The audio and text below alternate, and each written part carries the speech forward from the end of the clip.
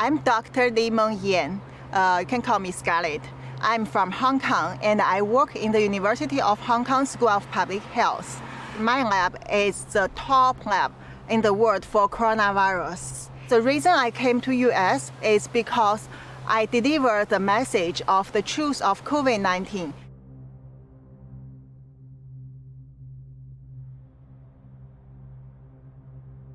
If I tell it in Hong Kong, the moment I start to tell it, I will be disappeared and killed. No one can hear me.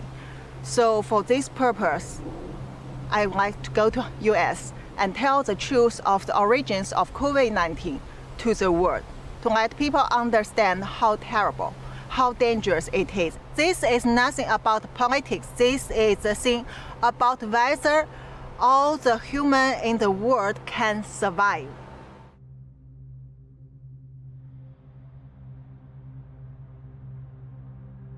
I'm one of the first one get involved to COVID-19 research in the world from end of December. Since the 31 December, once we know there is a SARS-like coronavirus in China, in Wuhan, my supervisor, WHO consultant, Dr. Liu Peng, asked me to do some secret investigation of what really happened in mainland China.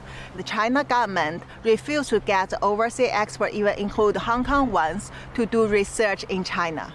So I turned to my friends to get more information. This is a conversation happened on 31 December. I talked to a friend who's a scientist in the CDC in China. That friend has a first-hand information. And this person told me there is family cluster cases, so there should be human-to-human transmission.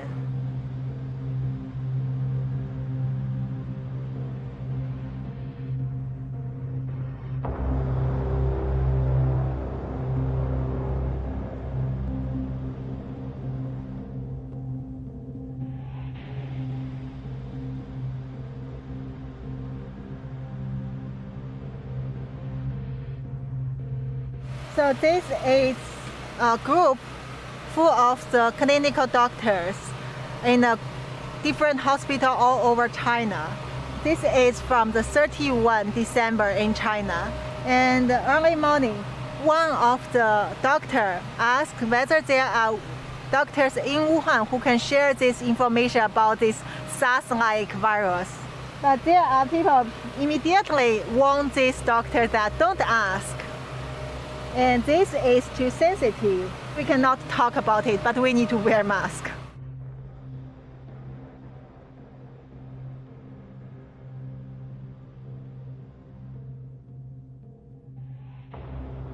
First, the human-to-human transmission become very worse in Wuhan. There are many patients that don't get treatment on time and diagnosis on time. There is no protection for both doctors and the patient and common people. And also, the government doesn't allow people to release such information. Hospital doctors are scared, but they cannot talk. CDC staffs are scared.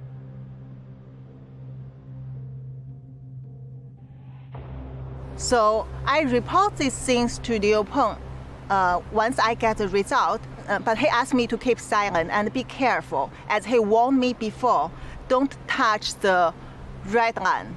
That means don't go across the China government's procedure.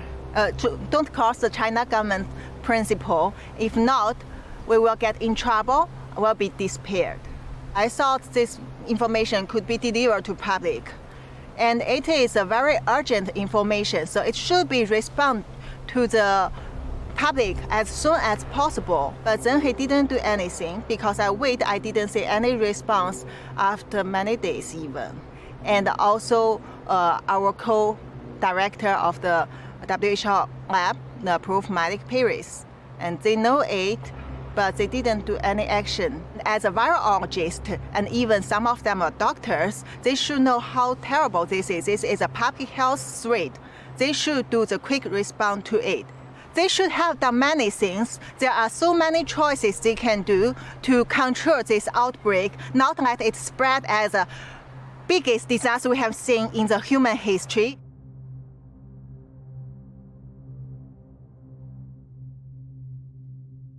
I feel very disappointed, but I already know this would happen because I know the corruption among this kind of international organization like WHO, to China government, to China Communist Party government.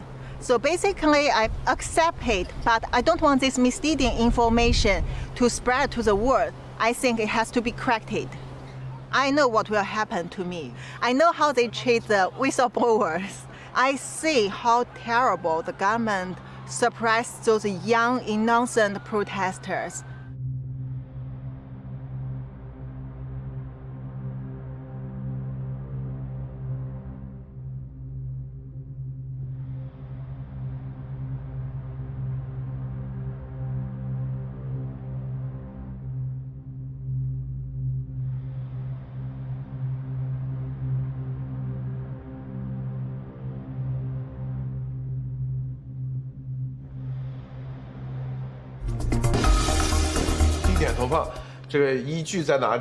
Unfortunately, Chinese-speaking and English-speaking are totally isolated. So we get response from our government within 4 hours, report this. The government changed the case numbers from 62 to 198, triple. They admit this is human-to-human transmission. And also, Chairman Xi issued the first statement in 2020 that claimed this one, new coronavirus, actually is infectious disease, which put to the same level as SARS at that time. And then later, within 3 days, 23rd January, they locked down Wuhan.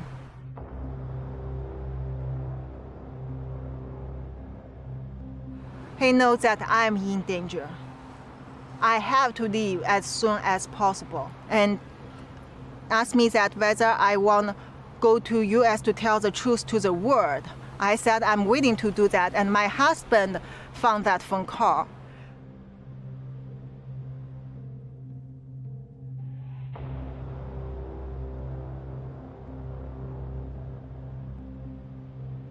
He's totally pissed off. And he blamed me, tried to ruin my confidence. Also show he's totally scared of China government. He said they will kill all of us. I tried to persuade him to go to US with me, but I failed. So Monday, 27 April, I got my US ticket. And then 28 April, I took the flight to go to US.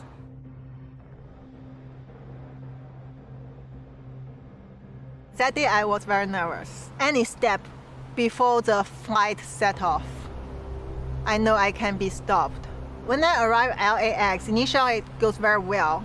I pass the custom and then I get my luggages. When I try to go through the exit, there were 2 officers stop me. Seems they are waiting for me. I don't know why. They just stop me and bring me to the office and then try to ask me where I'm from, what kind of work I'm working on. And I'm so scared. So I think I have to tell them the truth because I don't want to come here to do anything wrong. I'm doing the right thing. So I tell them that don't let me go back to China. I'm the one who come here to tell the truth of COVID-19 and please protect me.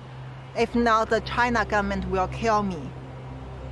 And those officers are shocked.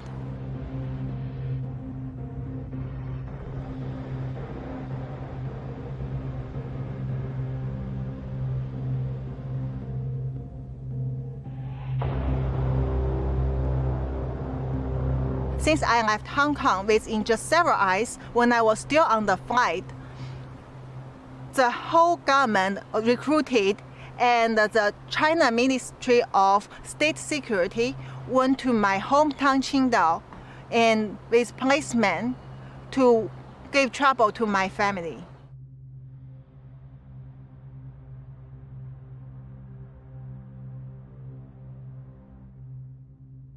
Since middle of May, our government start to put online the attack on me, like the cyber military attacking me from Twitter. At that time, I didn't expose my identity. I haven't been to the public. Only they know who I am. They try to spread a lot of rumor, ruin my reputation, and said I'm lying. They create a fake Facebook account, which is under my Chinese name in Li-Meng, using my profile, and to tell people that I'm kidnapped in US. I try to lie to people, and even I have the mental disorder. Also, the University of Hong Kong blocked my staff account and tried to delete my webpage from the University of Hong Kong website. All the things like this, I'm sure once this go to the public, there will be worse things come to attack me, full of lies.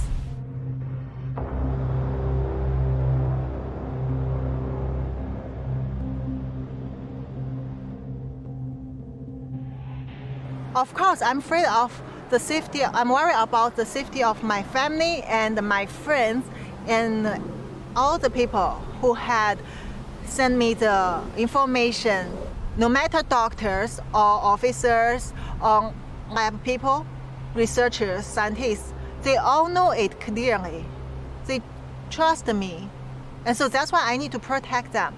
They are all under surveillance, under trouble, and my family in life-threatening danger definitely every day.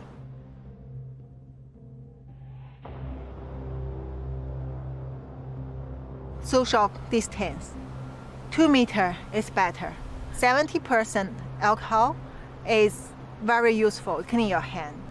And also wear the mask if you get close to people. Surgical mask. This is about global health. No political issues. I mean, this is all of us are involved. No matter this party, this country, that country.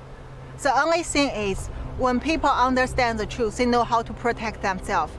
You have to imagine how many cases not reported from China. Already, if there is 6 million people in the world, 1 in 600 get confirmed. But this will increase in a very quick speed.